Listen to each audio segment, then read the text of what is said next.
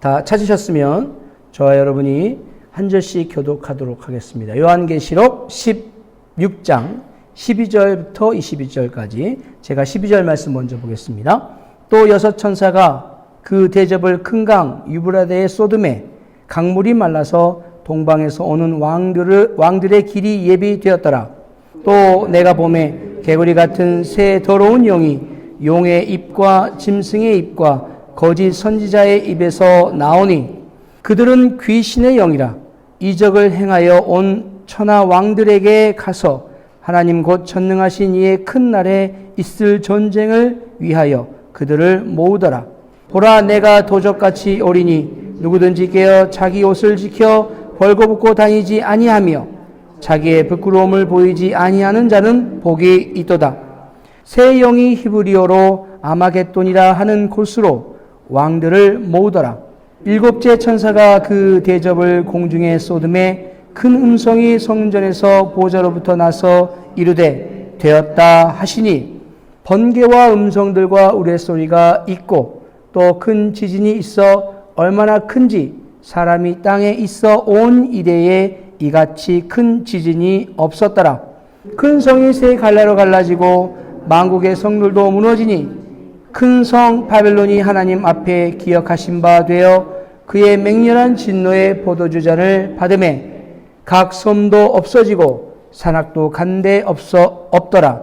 또 무게가 한 달란트나 되는 큰 우박이 하늘로부터 사람들에게 내리매 사람들이 그 우박의 재앙 때문에 하나님을 비방하니 그 재앙이 심히 크미러라. 아멘. 여러분, 계속해서 우리가 요한계시록의 말씀을 읽고 있는데요. 요한계시록의 말씀을 읽으면 읽을수록 여러분 어떤 생각이 드십니까? 참 정말 듣지도 못하고 보지도 못하고 정말 이렇게 상상할 수 없을 만큼 굉장히 무섭고 또 어마어마한 장면들이 계속해서 펼쳐지잖아요. 그런데 우리가 이 하나하나의 사건과 상징에 매몰이 돼버리면 우리가 이 세상을 살아갈 수가 없어요. 여러분 생각해 보세요. 이런 마지막 때 하나님의 진노가 오늘 이 본문과 같이 막 이렇게 쏟아 부어지면 여러분 다리가 후들후들 걸려서 심장이 막 그냥 벌렁벌렁거려서 어떻게 살아갑니까? 그러지 않겠습니까? 여러분, 우리 인생도 마찬가지입니다. 여러분 지금 몇십 년을 살아오셨지만 여러분의 끝자락에 있을 일을 우리가 미리 알아버린다면 인생이 맛이 있을까요? 의미가 있을까요? 살아가고 싶은 생각이 들까요? 때문에 여러분 여기서 가장 중요한 것, 요한계시록을 읽을 때, 요한계시록의 말씀을 볼 때 가장 중요한 것, 소망과 천국에 대한 하나님이 주시는 그 비전을 붙잡으셔야 돼요. 그것을 붙잡으셔야 돼요. 이 단어 하나하나, 진노 한 문장 한 문장에 여러분이 매몰되시면 안 되고요. 오늘 이 말씀을 통해서 우리에게 보여주시고자 하는 그 마지막 때의 천국에 대한 소망, 그 마지막 때에 우리 주님 다시 오실 것에 대한 소망, 이것을 붙잡으셔야지 여러분이 요한계시록의 말씀을 읽어가실 때에 두렵고 떨리지 않는다는 것입니다. 자, 오늘 본문의 말씀은 인류 역사상 가장 끔찍하고 두려운 심판의 절정인 아마겟돈 전쟁의 서막과 하나님의 최종적인 진노가 쏟아지는 장면으로 시작됩니다. 무시무시하죠. 많이 들어보셨을 거예요. 아마겟돈이라고 하는 전쟁. 또 하나님의 진노가 이제 끝이에요. 끝. 더 이상 없습니다. 이제 이것으로 끝나버려요. 요한계시록 16장은 일곱 대접의 심판의 마지막 세 가지가 차례로 등장하는데 그 중에서 여섯째와 일곱째 대접은 세계를 완전히 흔들어 놓는 무서운 하나님의 심판으로 묘사가 됩니다. 오늘 이 본문은 단순한 상징이나 은유가 아니라 역사 속에서 실제로 일어날 미래적 사건에 대한 예언이에요. 여러분 반드시 하나님의 심판은 이 땅 가운데 있습니다. 그러나 하나님의 백성들은 그 심판 가운데서도 하나님의 백성들은 하나님이 반드시 보호하시고 지키시고 구원해 주신다는 사실을 여러분 믿으시기 바랍니다. 그럼 왜 계속해서 요한계시록의 말씀은 이렇게 심판과 징계와 하나님의 이 분노에 대해서 이야기하고 있을까요? 그렇죠. 하나님은 아직까지도 회개하지 못하고 돌아오지 못하고 끝까지 오늘 말씀에도 보면 하나님을 비방하는 자들이 있어요. 하나님의 그 역사가 이 땅 가운데 무섭게 임하는데도 불구하고 끝까지 하나님 회개하지 않고 하나님을 비방하는 자들이 있단 말이에요. 여러분, 그런 자들을 위한, 그런 돌아오지 못하는 자들에게 하나님이 주시는 메시지라는 것입니다. 이제 하나님의 인내가 끝나고 더 이상 회개할 기회가 없을 때가 이를 것입니다. 여러분, 그날이 이르기 전에 저와 여러분이 해야 될 사명은 무엇일까요? 우리는 구원받았으니까 우리 목사님 말씀하신 것처럼 마지막 때 하나님 우리를 건져주실 거니까 하나님의 백성들은 다 천국에 들어갈 거니까 빠이 하고 끝나버립니까? 아니죠. 이 마지막 때에 저와 여러분이 더 마음속에 구원받지 못하고 아직도 회개하지 못하고 돌아오지 못하고 끝을 향해 달려가고 있는 그들을 마음속으로 더 긍휼하게 품고 나아가야죠. 여러분 생각해 보세요. 이 요한계시록 말씀에 주시는 메시지를 품고 살아가는 자들에게 여러분 그냥 지나가는 사람들이 어떻게 보일까요? 물론 그 사람들이 신앙이 있는지 없는지 우리가 꿰뚫어 볼 수는 없습니다만 만약 그 사람이 예수 그리스도를 모른 채 하나님을 모른 채 세상을 살아간다면 여러분 그 사람 얼마나 불쌍해요.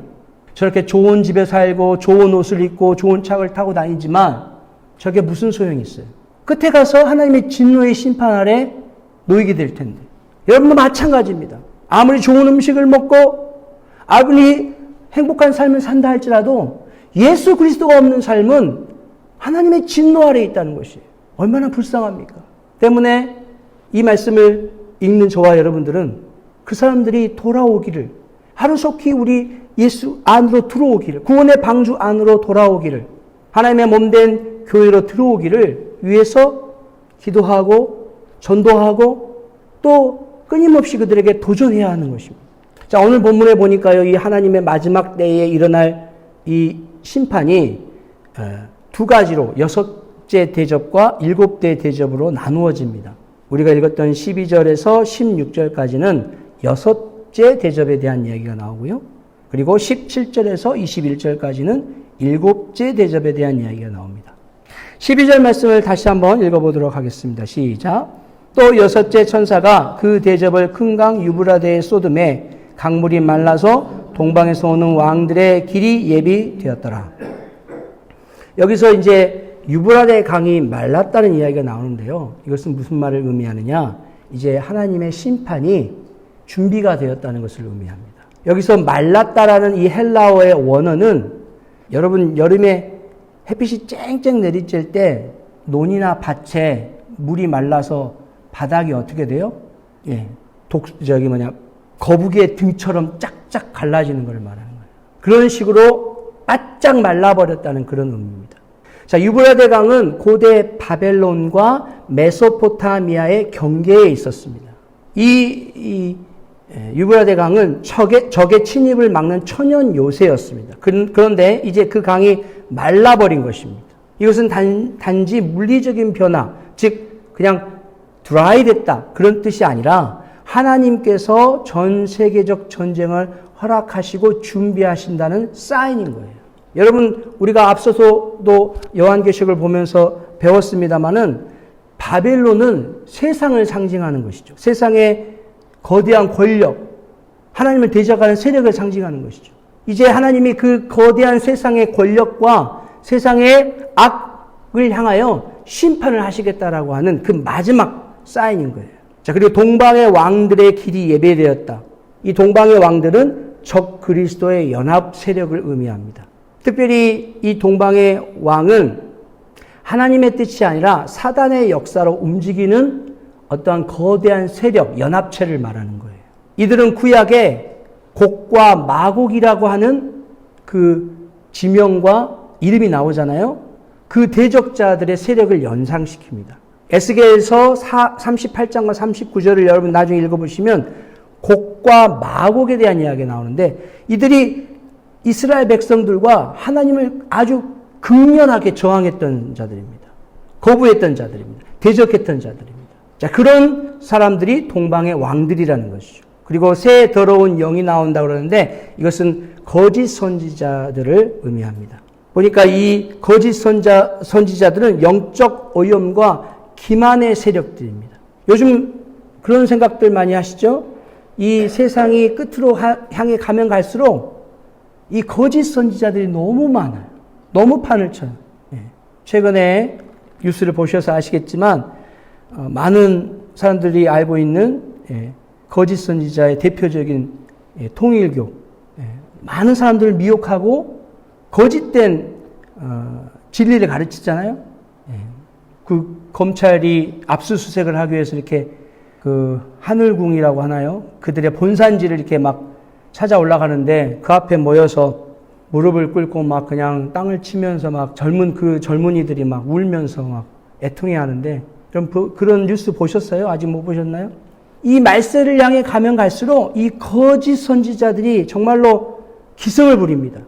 이들은 계속해서 하나님의 백성들, 즉 세상에 있는 사람들을 미혹하고 그들에게 거짓 가르침을 가르쳐요. 그리고 멸망으로 끌고 가려고 합니다.